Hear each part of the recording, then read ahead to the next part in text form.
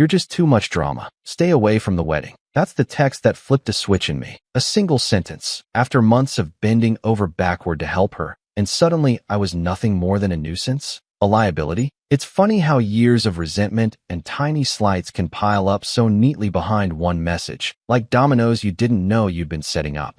And when that first one falls, the whole structure comes down fast. My name's Marcus, I'm 34, and if you asked anyone in my family 2 months ago, I was the responsible one. The fixer. The one who always showed up. And yet, somehow, that also made me the easiest one to walk over. Let me rewind. I don't want to get ahead of myself.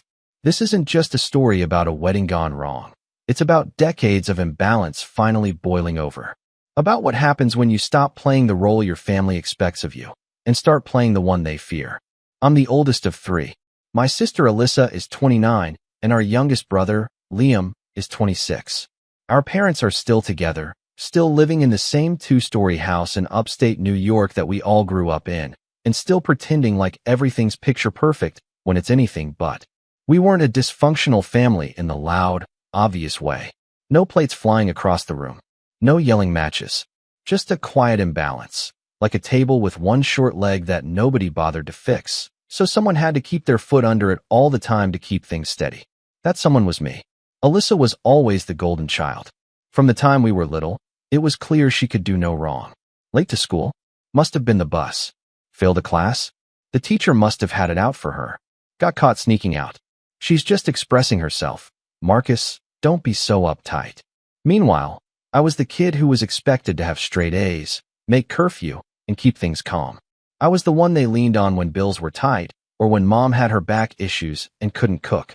I used to think that's just what older siblings did, until I grew up and realized Alyssa wasn't pulling any weight at all. Things really started to go sideways about 6 months ago when Alyssa got engaged to her boyfriend, Jordan. Now, to be fair, Jordan's not a bad guy. He's quiet, kind of soft-spoken, works in IT. We've had a few beers together, and I genuinely think he cares about her. But I also think he's completely blind to the version of Alyssa he's marrying. The curated version, all soft smiles and Pinterest boards. Not the one who hasn't held a stable job in 3 years, or who treats anyone who challenges her like an enemy. Anyway, as soon as the engagement happened, the family chat lit up. Alyssa was beaming, mom was crying emoji tears, dad was asking about venue ideas, and I, stupidly, offered to help. I didn't even think twice. That's the thing about being the dependable one. You offer help before people even ask, and you don't expect much thanks. It's just what you do. I knew our parents didn't have much saved, and Alyssa had champagne tastes on a boxed wine budget. So I said I could contribute a few things to get the planning rolling. A gesture. Nothing huge. Except a few things turned into a lot of things. First, it was the deposit on the venue.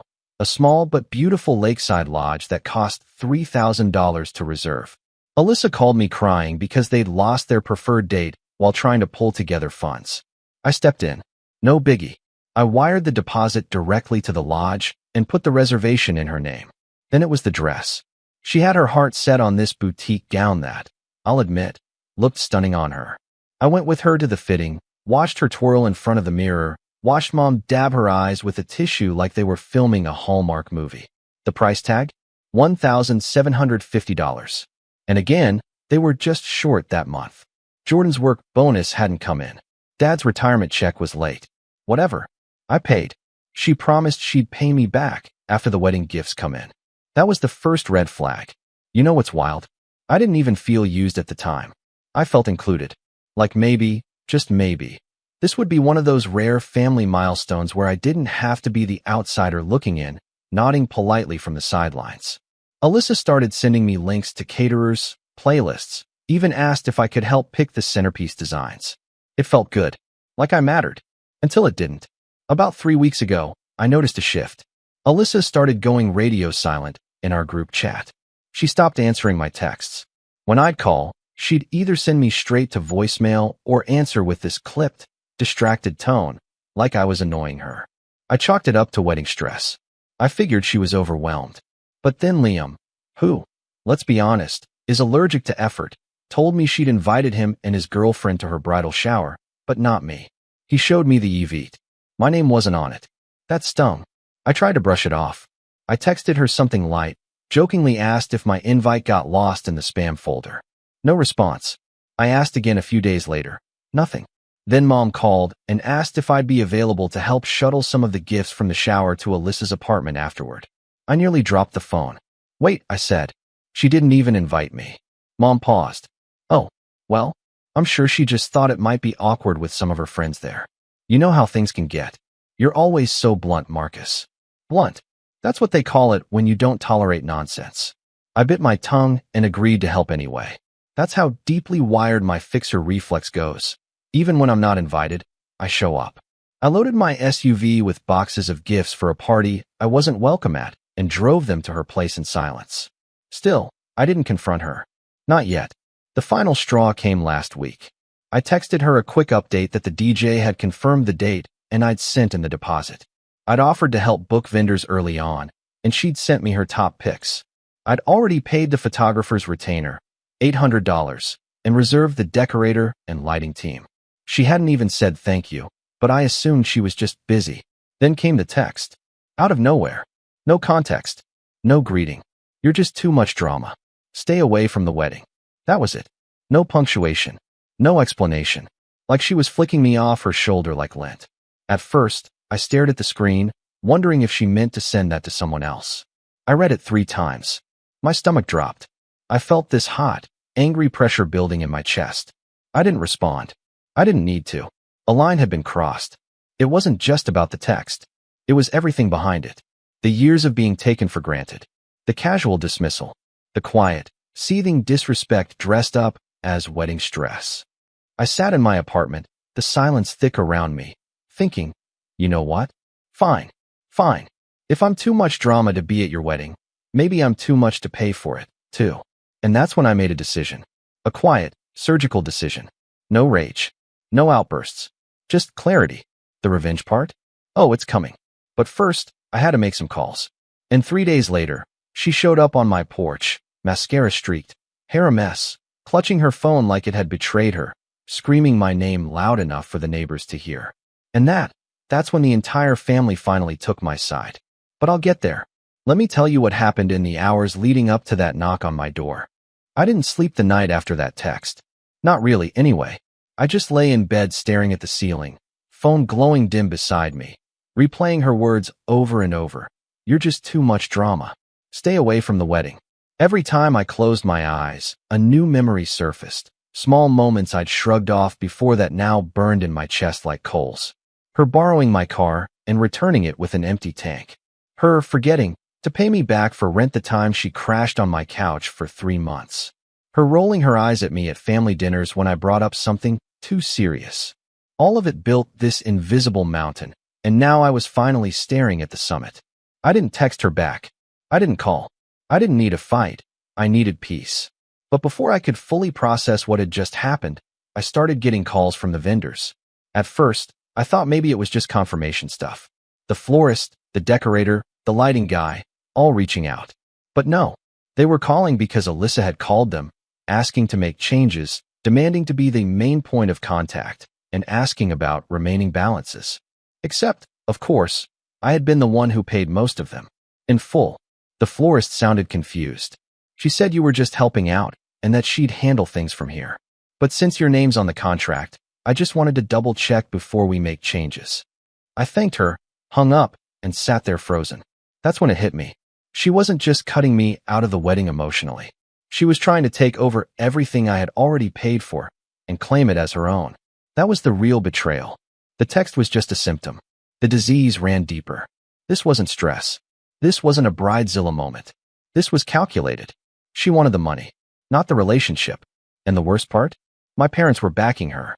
I found out a day later when I dropped by their house to pick up some mail I still had sent there. Mom met me at the door like she always did. Tight smile, glass of white wine in hand even though it was barely noon. She waved me in and acted like everything was normal, which made my skin crawl. I asked where Dad was, and she said he was out picking up some things for Alyssa's welcome bags. I blinked. Welcome bags? What welcome bags? For the wedding guests, she said lightly, sipping. You know, the little hotel favors. She's doing candles, mini champagne bottles, the works. She can afford that. Mom paused. Just for a second. A flicker of something, guilt, passed over her face. Well, we're helping. It's her big day. I couldn't believe it. They were throwing more money at her after everything? After she uninvited me from her own wedding and told me I was too much drama? I set the mail down and turned to leave. I didn't trust myself to speak. But just as I reached the door, Mom said something that made me stop in my tracks. She told me you threatened to ruin her wedding. I turned. Slowly. What? She said you were upset about not being the center of attention and were trying to sabotage things. She was crying. Marcus. I've never seen her so hurt. For a moment, I couldn't breathe. The room spun. It was like I'd stepped into someone else's nightmare. She lied to you, I said, my voice barely above a whisper. Mom didn't reply, just looked away. That was the moment. The breaking point. The part of the movie where the music cuts out and the camera zooms in on the main character's face as they realize, this isn't salvageable. My own mother believed her over me. After everything, I left without another word. Got in my car, drove home, and sat in the driveway with my hands on the steering wheel for a full 10 minutes before I moved. Then I went inside, opened my laptop, and started making a list. Every vendor I had booked, every deposit I had paid, every contract that had my name on it. I pulled up email receipts, text confirmations, payment logs. It was all there. The florist, the venue, the lighting, the decorator, the DJ, the photographer. I had the receipts, the dates, the amounts. Most of it was booked under my name, not hers. I had offered to help. She never once asked me to transfer ownership or make her the point of contact. So I started making calls, one by one. I didn't yell. I didn't rant. I just told them, calmly and clearly, that I was canceling all bookings made under my name. Personal emergency. Needed to revoke the reservations. Most were understanding. Some were disappointed. A few asked if I was sure. I was. The venue was the biggest one. $3,000 deposit. Non-refundable unless canceled more than 30 days in advance. And we were just inside that window. I canceled. Got confirmation in writing. The refund would be processed within 5 business days. Back to my card. And then, because I'm thorough, I forwarded the cancellation notice to Alyssa. No subject line. No message. Just the cancellation attached. 15 minutes later, she called. I let it ring. She called again. Then she texted. WTF is this? Why would you do this? I didn't reply. Then the messages started coming in rapid fire. This is so petty. You're literally ruining my life. Jordan's parents already booked flights. You've always been jealous of me. Admit it. If you don't fix this, I swear to God. I blocked her. Then, like clockwork, Mom called. I let that one go to voicemail too. The message was long, emotional, and full of words like disappointed and shocked and ungrateful. Unbelievable. I had paid thousands of dollars for a wedding I was now not invited to. And somehow I was the villain? I thought that would be the end of it. That they'd all just rage text themselves to exhaustion and move on. I figured I could reclaim my peace and let them sort it out. But I had underestimated how much power I had just pulled out from under Alyssa. 3 days later. It was a Sunday. I remember because I had just settled in with a bowl of leftover Thai and was halfway through a rewatch of The Americans. There was a knock at my door. Loud. Sharp. The kind that said this isn't Amazon. I muted the TV, stood slowly, and looked through the peephole. It was her. Alyssa. Hair in a messy bun. Eyes wild. Phone clutched in one hand, the other balled into a fist. I didn't open the door. I just watched. She knocked again, harder. Then again. Then started yelling my name. Screaming it, actually. I could hear the hysteria in her voice. You can't do this. You can't. Open the door. We have guests coming. I sent the invites. I backed away. Not out of fear, out of disgust. She kept going, ranting about how I had ruined everything, how I was sick in the head, how Mom and Dad were on her side, and I'd regret this. Her voice cracked. At one point I think she tried to call Jordan on speaker, yelling something about, tell him what you said, but he must not have picked up. The neighbors peeked out. I saw old Mrs. Keene across the street pulling her curtains back just enough to witness the show. A man walking his dog slowed to watch. And I just stood inside. Silent. Still. Detached. This wasn't my mess anymore. Eventually, Alyssa's voice gave out. She banged on the door one last time, cursed under her breath, and stormed back to her car. I didn't move for a long time. Later that evening, Liam texted me. Just 3 words. I heard everything. I stared at that message for a while. Then another came in. I'm not picking sides, but you're not crazy. It was the closest thing to validation I'd gotten in weeks. But the real shift happened a few days after that, when my dad, who rarely gets involved in drama and almost never texts me first, sent me a message. We need to talk. Because, you see, Alyssa's meltdown on my porch had made more than just noise. It had exposed every lie she'd told. And for the first time in my life, my family started to see the truth. But not all of them were ready to face it. Not yet. Not until she did something even worse. Something that finally made my mom call me in tears. And that's when things got serious. They say rock bottom isn't a moment. It's a slow realization. Like falling into cold water and not noticing how deep you've sunk until you look up and can't see the surface. That's exactly what the week after Alyssa's porch meltdown felt like. It was like I had dropped out of my own family. No group chat updates. No text from mom. Not even her daily forwards of inspirational quotes or those unfunny minion memes she thought were hilarious. Dad didn't follow up on the "we need to talk" message. Alyssa went dark on all platforms. And while part of me should have felt relieved, finally, the chaos quieted. It hit harder than I expected. Because despite everything, they were still my family.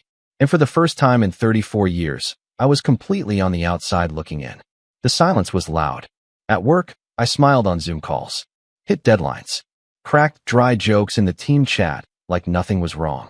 But I started staying late just to avoid the quiet of my apartment. I'd take the long way home, grab dinner from whatever 24-hour spot didn't ask questions, and then sit in the parking lot eating in my car like a ghost of myself. The worst part? I kept checking my phone. Even after blocking Alyssa, even after ignoring mom's voicemail, even after Liam said I wasn't crazy, I kept checking, hoping someone, anyone, would reach out with something real. Not a guilt trip. Not another accusation. Just an acknowledgement. A thanks, maybe. But nothing came. I stopped going to family dinners. Didn't show up for Jordan's surprise bachelor barbecue. Yet, apparently that still happened. I knew about it only because Liam sent me a picture of a folding table covered in beer cans and burgers, with a message that said, "He's barely talking to her." I didn't reply. I just stared at the photo. Jordan looked miserable. Alyssa wasn't even in the frame. That's when I realized something important. Her wedding had become my personal crucifixion, and she was willing to light the match herself, as long as it meant the spotlight stayed on her. And for what? Money? Control? Pride? I started asking myself that question every day, and the more I sat with it, the more a new thought began to form. What if this wasn't my downfall? What if this was my beginning? It didn't happen overnight. There wasn't some grand aha moment with a sunrise and motivational soundtrack. It was smaller than that. Quieter. More real. It started when I finally cleaned my apartment. Not just wiped the counters or folded some laundry. I deep cleaned. Tossed boxes of stuff I'd been clinging to just in case. Reorganized every drawer. Vacuumed behind the couch. Found an old shoebox full of photos I hadn't looked at in years. Me at 20 with friends I'd lost touch with. A younger Liam in a Halloween costume. Even a rare one of Alyssa and me as kids, playing cards on the living room floor. I stared at that last one for a long time. We looked happy. Or maybe we just looked unaware. Kids always do. That same day, I finally transferred $5,000 back into my savings from the wedding refund. It felt symbolic. Like I had just reclaimed a piece of myself. That night, I opened a notebook and started writing. Not journaling. Not venting. Just thinking out loud on paper. Ideas I had shelved for years. Dreams I never thought I had time for. One of them stood out. I'd always wanted to start a small side hustle. Something with purpose, something mine. For years I'd helped everyone else build their dreams. What if I finally built one for myself? I didn't go big right away. I'm not that kind of guy. No, quit your job and move to Bali nonsense. I just started small. I'd always been good with tech, fixing gadgets, setting up home networks, troubleshooting smart devices. Friends used to joke I was best buying a hoodie. So I set up a simple site. Offered affordable tech help in my area. Made a few flyers. Posted on local Facebook groups. I expected nothing. I got 3 clients in the first week. One was a sweet older woman who needed help resetting her Wi-Fi password. Another was a single mom who couldn't get her printer to work for her kid's school project. The third, a local cafe owner whose POS system kept crashing. I spent 2 hours there fixing it, and when I was done, he gave me a free meal and told me, You're a lifesaver. I've had 2 pros come in and mess it up worse. You actually listened. That hit me harder than I expected. You actually listened. Maybe that was the thing no one in my family ever bothered to say. They always used me, needed me, expected me, but they never listened. The more I worked with real people, strangers who had no stake in me, no baggage, the more I started to feel seen. Not as the responsible brother or the fix-it son. Just Marcus, a guy who was good at solving problems and didn't expect anything in return except decency. The side hustle grew. By the end of the month, I had a dozen regulars. I set up an LLC, built a proper booking system, started getting reviews. One of the cafe regulars offered to redesign my logo for free after I fixed her tablet. Another client referred me to her church group. Suddenly, I was doing group workshops on Basic Tech 101. And the weirdest part? I was happy. Not the flashy kind of happy. Not the Instagram quote kind. Just steady, grounding contentment. I stopped checking my phone. I stopped waiting. But the universe, as always, has a strange sense of timing. It was a Tuesday when the call came. I had just finished helping a local bookstore set up their online ordering system. They gave me a box of used thrillers as thanks, when my phone buzzed with a number I didn't recognize. I almost let it go to voicemail, but something told me to answer. Hello. It was my mom, and she was crying. Really crying. Not the performative sniffles I'd grown used to. Her voice was raw, shaky, like she'd been holding back a dam that had finally cracked. Marcus, she said. I'm so sorry. I didn't know what to say. I just listened. She went on to explain what had happened. How Alyssa had completely unraveled after the Porch incident. How she'd told the entire family I had stolen the venue money, spun lies about me blackmailing her, even accused me of sabotaging her relationship with Jordan. But it backfired. Because Jordan? He had finally had enough. He confronted her, asked for receipts, proof, a single shred of evidence that backed up her stories. She had none. When she realized the lies were collapsing, she doubled down. Said I'd always been obsessed with control, that I hated her, that I was trying to ruin her out of jealousy. Jordan walked out 2 weeks before the wedding, called off the whole thing. He told my parents, flat out, that he couldn't marry someone so dishonest. And that was when the family finally saw the truth. Not because they believed me, but because Alyssa's mask slipped in front of someone else. That's the part that hurt the most. They didn't defend me when I told them. They defended me when it was socially embarrassing not to. Mom admitted she didn't know how to make things right. She said Dad was ashamed, that Liam was furious, that Alyssa was staying at a friend's place and refusing to talk to anyone. I don't expect you to forgive us, she said. But we see it now, and we're sorry. I sat on the edge of my bed in silence, holding the phone to my ear, the city sounds leaking in through the window. And I realized something. This wasn't an apology to heal me. It was a confession to unburden them. So I told her the truth. I'm not angry anymore, I said. But I'm not coming back, either. Because by then, I'd already started building something better. Not just a business, a life. And I wasn't going to burn it down just because the people who once left me in the cold decided they finally wanted to come inside. That was the fall. And this was the rise. But of course, Alyssa wasn't done. Because when she found out Jordan canceled everything, she went nuclear. And that's when she made a move so desperate, so manipulative, it nearly cost me everything I'd built. You'd think the story would have ended with her wedding getting canceled. That should have been the natural consequence, right? Lie, manipulate, use people, and eventually the truth catches up with you. Her fiancé walks away. The venue's gone. Vendors pulled out. Family starts seeing through the smoke. But not Alyssa. She didn't crawl away humbled. She didn't apologize. She didn't even go quiet. She doubled down. The first sign of it came 3 days after the call from Mom. I was in the middle of setting up a mesh Wi-Fi system for an elderly couple, super sweet folks who paid me in lemon bars and a check, when I got an email notification from PayPal. Dispute opened. Unauthorized charge for wedding vendor services. I stared at the screen. The name on the complaint? Alyssa. My stomach dropped. I checked the attached invoice. It was the retainer I'd paid the DJ, the same DJ I had canceled weeks ago and gotten refunded for. She had gone back, pulled one of the few payments I had routed through her email for confirmation, and tried to reverse it by claiming I had fraudulently used her account. Unreal. And that was just the beginning. By the time I got home, I had 3 more disputes pending. 1 through Zelle, 1 through Venmo, One from a floral boutique that had already refunded me directly but apparently had been contacted again by Alyssa, demanding they verify ownership of the transaction. She was trying to claw back money I'd already reclaimed. It was a digital revenge, messy, frantic, and entirely malicious. She wasn't trying to get her money back. She didn't even care about the vendors. She just wanted to ruin me. And for the first time in my life, I didn't panic. I documented everything. Screenshots, receipts, text messages, voicemails. Even the florist's cancellation email, which had her name clearly nowhere on it.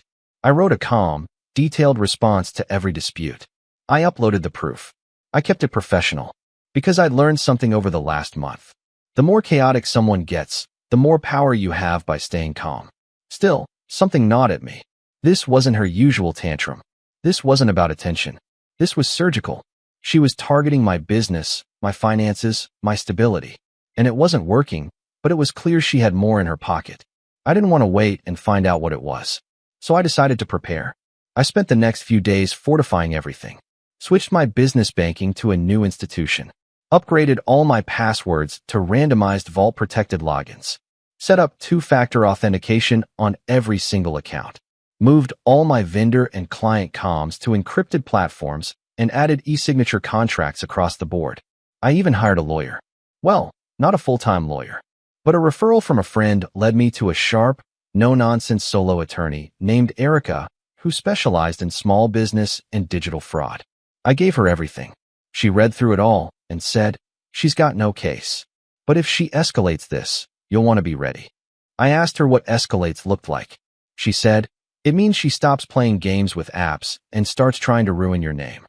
I thought that was paranoia, until Liam called the next morning. "Hey, bro, I think you need to know something." I was eating breakfast, half awake. "What's up?" She posted on Facebook. That woke me up. Posted what? He hesitated. Then read it aloud. "My own brother sabotaged my wedding out of jealousy. He canceled everything behind my back, then stole the money. He's emotionally unstable and has a history of manipulation. I'm done protecting him. If anyone's considering hiring his business, just know who you're dealing with." My heart sank. I pulled up Facebook. She had me blocked, but Liam sent screenshots. There it was. A long, dramatic post with tears and emojis and all the emotional bait she was famous for. Dozens of comments.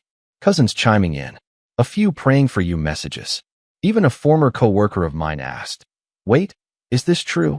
And that's when it hit me. She wasn't just throwing a fit. She was trying to poison the well. This wasn't about money. It was about reputation. Because I had taken something from her. Not the wedding, not the vendors, not the money, but control. I had stopped playing the older brother who cleaned up her messes, and now she was punishing me for stepping out of line. But here's the thing. She picked the wrong moment.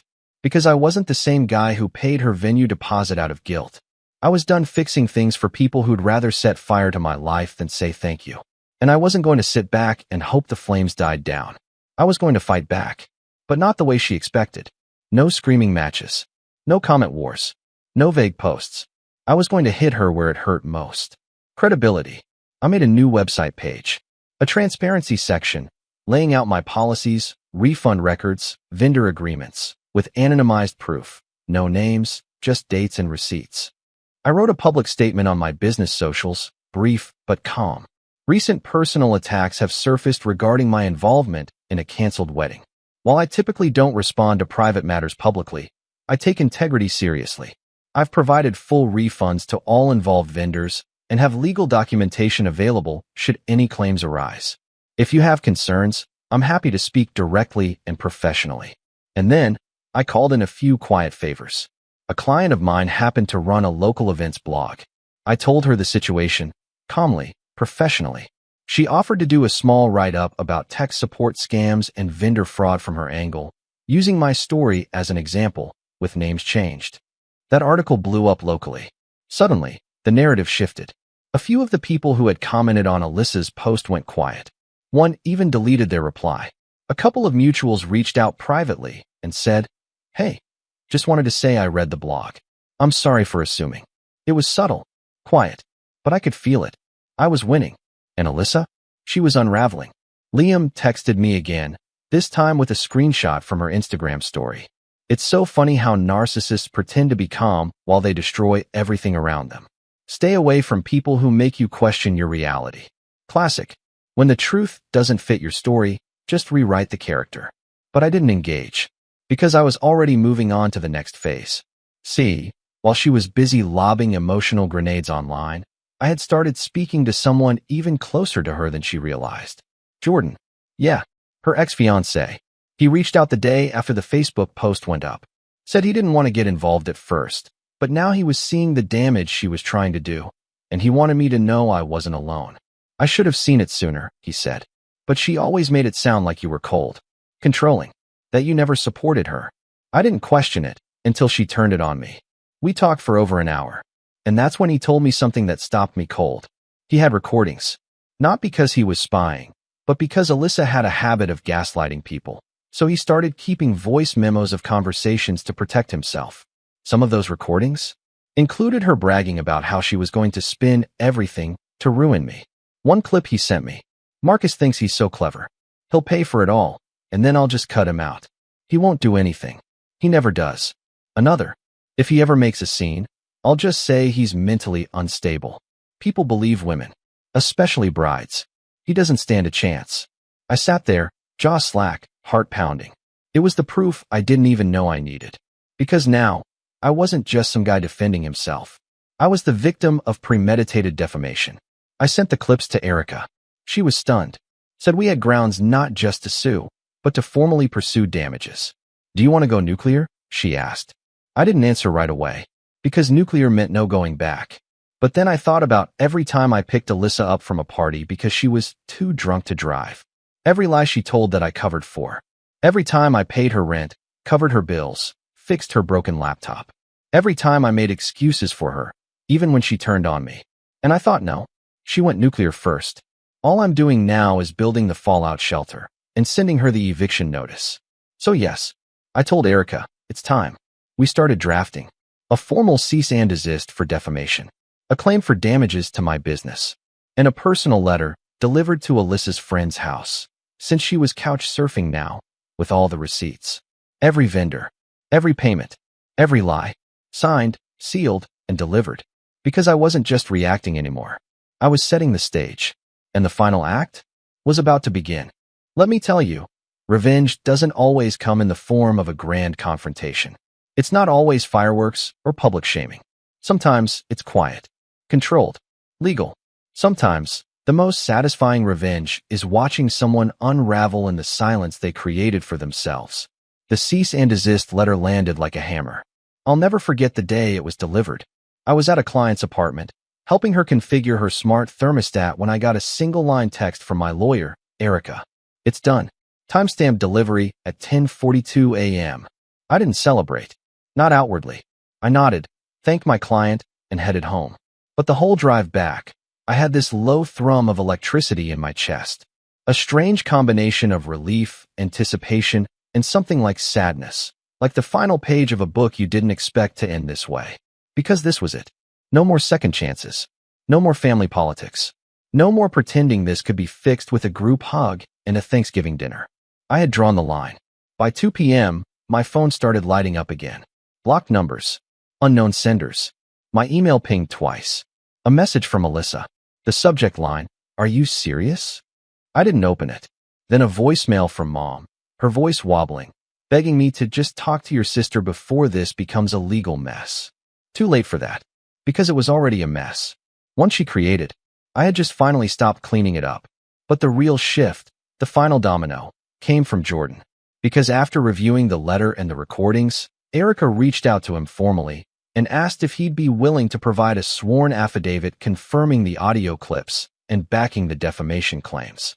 He didn't hesitate, and the moment Alyssa realized her ex-fiancé was now aligned with her ex-target, her entire world crumbled. Liam told me what happened next.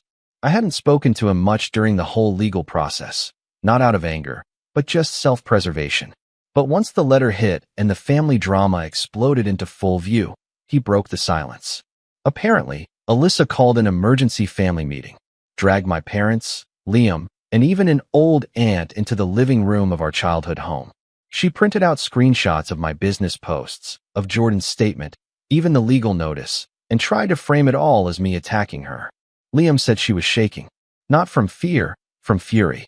She kept pacing, yelling about reputation damage, accusing Jordan of betrayal, claiming I had weaponized my status as the older brother to ruin her for attention. But this time, no one took her side. My dad, usually quiet, apparently stood up mid-rant and said, "Enough." Liam said the whole room went dead silent. Dad turned to Alyssa and said, "We believed you because we wanted to, because it was easier than seeing the truth. But Marcus warned us.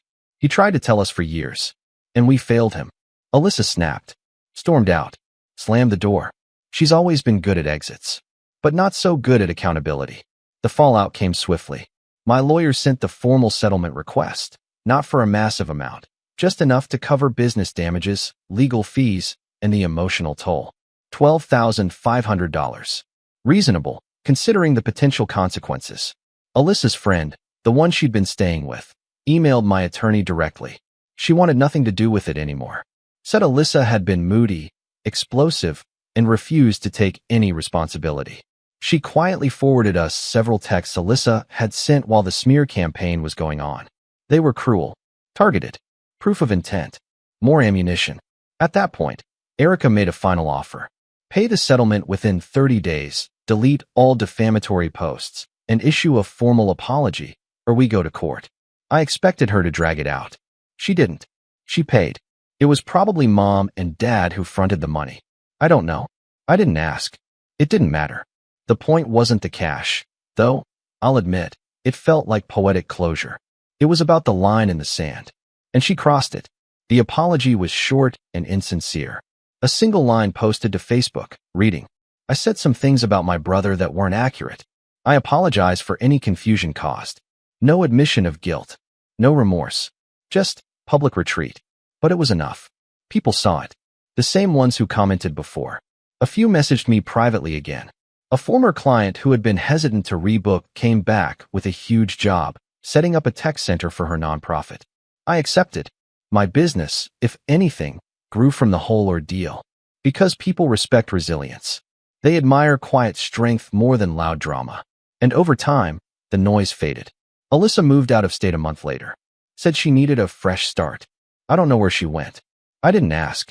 I haven't heard from her since. Mom and Dad still try to pretend things are normal. They invite me to dinners again. They ask how the business is going. I keep my answers polite, but short.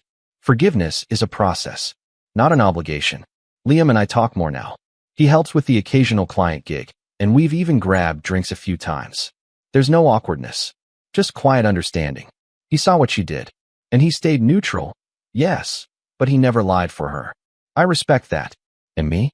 I'm good, really good. I upgraded my apartment. Brought on 2 part-time tech contractors to help with my growing client base. I even started mentoring local teens interested in IT. Every time I sit with them, I think about how different life could have been if someone taught me early on how to value myself. Because that's the real revenge. Not lawsuits. Not money. Not even the public humiliation of someone who deserved it. The real revenge is building a life so solid, so fulfilling, that the people who tried to break you can't even touch it anymore. The real revenge is peace. And now, when I walk into a quiet room, it doesn't feel like loneliness. It feels like freedom. That's the story. That's how my sister tried to destroy my reputation and ended up losing her own. And that's how I, the so-called dramatic one, ended up with the last word. And I didn't even have to raise my voice.